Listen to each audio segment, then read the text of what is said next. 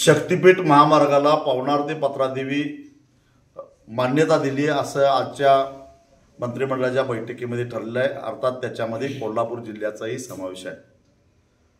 पण 12च्या 12 जिल्ह्यातल्या शेतकऱ्यांचा याला तीव्र विरोध आहे। महाराष्ट्राचं मंत्रिमंडळ म्हणजे महाराष्ट्राचं मालक नव्हे। महाराष्ट्राचं मंत्रिमंडळ हे एक लुटारूंचं टोळकं झालेलं आहे।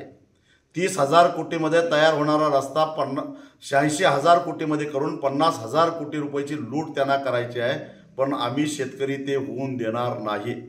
आज धाराशिवमध्ये पोलीस बंदोबस्तामध्ये मोजणी करायचा प्रयत्न केला, पण पोलिसांना शेतकऱ्यांनी पिटाळून लावलेला आहे। प्रत्येक जिल्ह्यामध्ये हेच होणार आहे। ड्रोनच्या माध्यमातून जरी सर्वे करण्याचा प्रयत्न केला तर लक्षात ठेवा, शेतकऱ्यांच्या शेतात गोपनी कशा वापरायच्या आणि पाखरं कशी टिपायची हे शेतकऱ्याला चांगलं ज्ञान आहे। शेतकऱ्यांनो, गोपनी तयार ठेवा।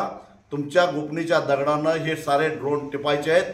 बघू कोण मागं हटतं ते। आमची जमीन लुटायला येणारे हे लुटारू हटतात का जमीन वाचवण्यासाठी पुढे आलेले शेतकरी वाचतात हे बघायचं आहे।